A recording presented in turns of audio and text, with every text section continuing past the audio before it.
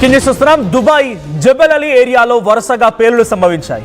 ఈ జబల్ అలీ అనేటువంటి ఈ ఏరియా ఇండస్ట్రియల్ ఏరియా దుబాయ్లో. సో 20 నిమిషాల్లో వ్యవధిలోనే సుమారుగా 7 పేలుళ్లు సంభవించాయంట. సోషల్ మీడియాలో ఇప్పుడు ఆ విషయం వైరల్గా మారింది.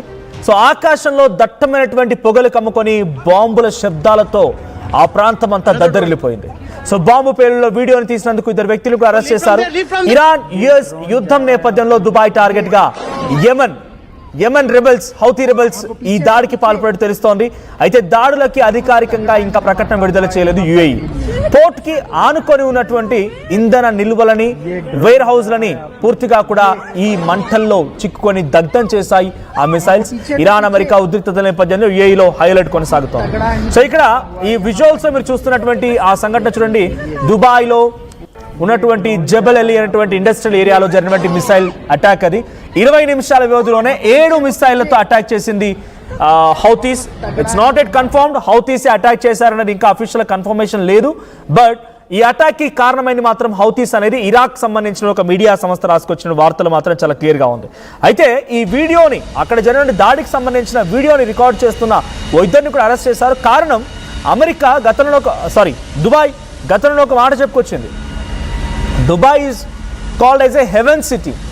ఒక స్వర్గధామంగా చెప్తూ ఉంటారు దుబాయ్ నగరాన్ని. అటువంటి ప్రాంతంలో ఈ దాడులు జరుగుతున్నాయన్నప్పుడు ఇన్వెస్ట్మెంట్స్ పోతూ ఉన్నాయి, ఇంపోర్ట్స్ ఎక్స్పోర్ట్స్ బిజినెస్ తగ్గిపోతోంది, ఇన్ఫ్రాస్ట్రక్చర్ దెబ్బతింటోంది. అక్కడ ఉండవలసిన వాళ్ళు మొత్తం వేరే ఆల్టర్నేట్గా సింగపూర్ బయలుదేరిపోతున్నారు.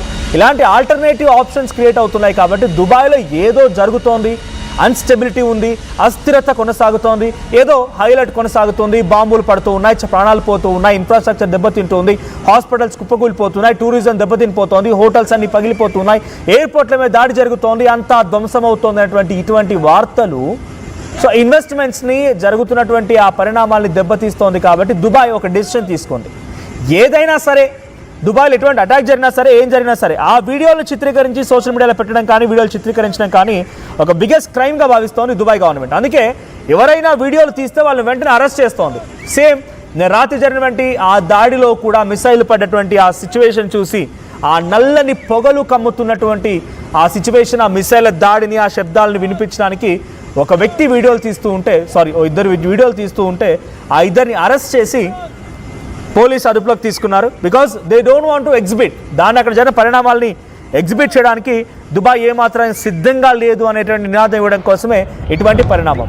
అయితే ప్రజెంట్ దుబాయ్లో 20 నిమిషాల్లోనే 7 అటాకులు జరిగాయనే చిన్న విషయం ఏం కాదు. ఒకసారి ఆ అటాక్ సంబంధించిన దృశ్యాలు చూద్దాం.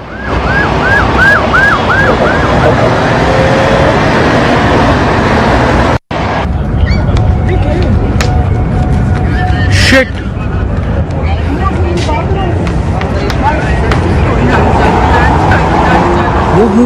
Move. Nikal. Another drone. Boss. Boy, leave from there.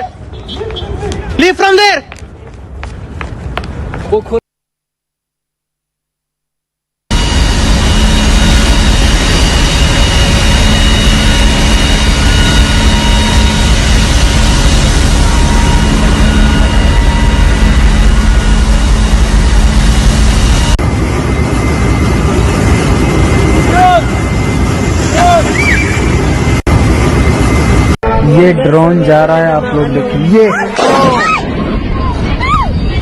भागो, पीछे बहुत तगड़ा ही धमाका हुआ है यहाँ बहरीन में। देख लीजिए, ये ड्रोन जा रहा है, आप लोग देखिए।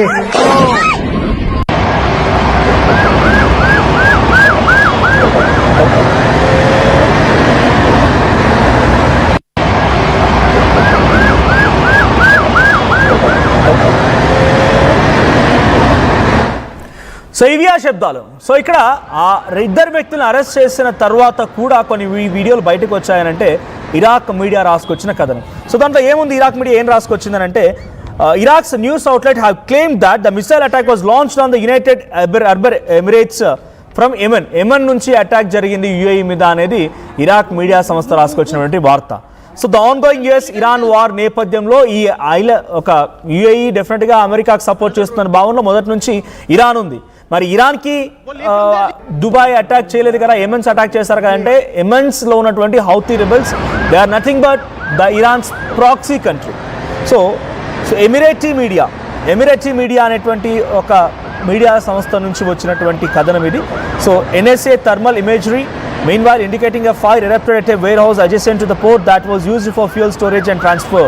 సో అక్కడ నియర్ బై అటువంటి ఫ్యూయల్ స్టోరేజ్ పై కూడా దాడులు జరిగాయి. భయంకరమైన మంటలు కక్కుతూ భయంకరమైనటువంటి నల్లని పొగల ప్రాంతం అంతా విస్తరించాయని రాసుకొచ్చింది.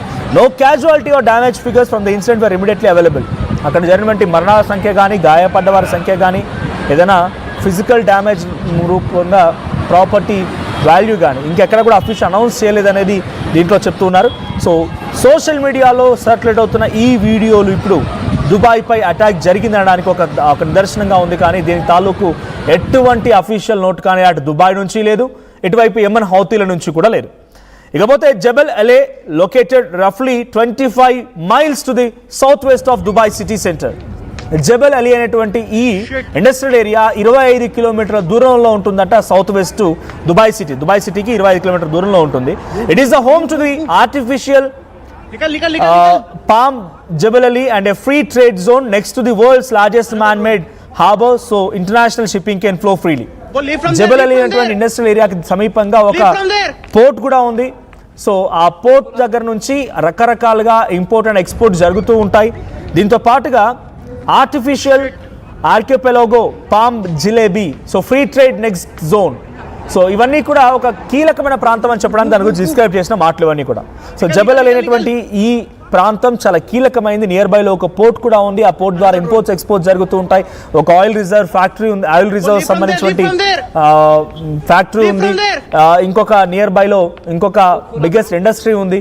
ఇవన్నీ కూడా ఇప్పుడు ఖాళీ బూడిదైపోయే మంటల్లో చిక్కున్నాయనేది దీని ద్వారా క్లియర్గా అర్థమవుతుంది. The UAE has been on high alert throughout the US-Iran war, given that it has been a frequent target of Tehran's retaliatory strikes on US allies in the region.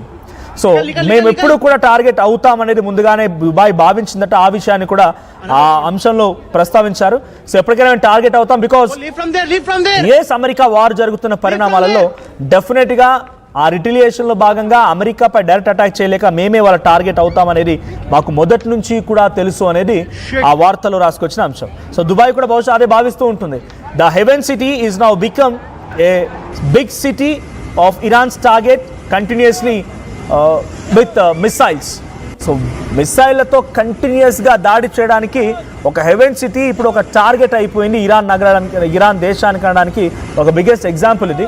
వరుసగా దాడులు జరుగుతున్నాయి, ఒకటి కాదు రెండు కాదు, చాలా సందర్భాల్లో. ఆల్టర్నేట్గా దుబాయ్ సిటీకి సింగపూర్ని మార్చేసుకున్నారు చాలామంది ట్రేడర్స్ కానీ బిజినెస్ మ్యాన్స్ కానీ హూఎవర్ తమ లైవ్లీహుడ్ కోసం అక్కడ వెళ్ళాలనుకున్న వాళ్ళు కానీ ఏకంగా వాళ్ళ డెస్టినేషన్ చేంజ్ చేసుకున్నారు. దుబాయ్లో ఇరాన్కి సమీపంగా ఇన్ఫ్యాక్ట్ కొంత మీరు గూగుల్ మ్యాప్ లేదా మ్యాప్స్ కనుక చూస్తే డెఫినెట్గా ఇరాన్కి సౌదీ అయినా కొంచెం దూరంలో ఉంటుంది, కానీ ఓమన్ అండ్ దుబాయ్ ఈ ప్రాంతాలు మాత్రం చాలా వెరీ నియర్ బైగా ఉంటాయి. Very short distance, maybe approximately ఒక 250 to 300 కిలోమీటర్స్ దూరంలో ఉంటాయి. సో ఈజీగా ఒక మిడ్ రేంజ్ మిసైల్తో వాటిని ఢీ కొట్టవచ్చు. సో అందుకే Dubai is a very nearest target to Iran.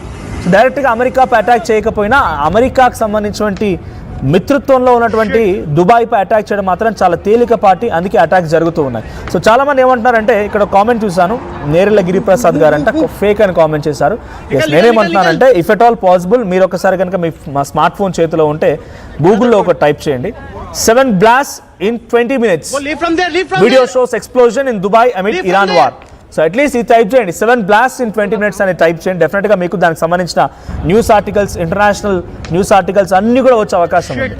So ఈ వీడియోస్ ఎందుకు వైరల్ అవ్వడం లేదు అని అంటే దుబాయ్లో జరిగేటువంటి అటాక్ సంబంధించి వీడియోస్ వైరల్ అవ్వకపోవడానికి, సోషల్ మీడియాలో సర్క్యులేట్ అవ్వకపోవడానికి ఒకే ఒక రీజన్, జస్ట్ అక్కడ జరిగినటువంటి సంఘటన కనుక పబ్లిక్లోకి తీసుకువెళ్తే దుబాయ్ సిటీ పైన ఒక దురభిప్రాయం ఏర్పడుతుంది. దుబాయ్లో సేఫ్టీ కాదు అనే భావన పబ్లిక్లో కలుగుతుంది. కాబట్టి అలా కలగకుండా ఉండాలి అన్నప్పుడు డెఫినెట్గా ఇటువంటి వీడియోస్ సర్క్యులేట్ చేయకూడదు.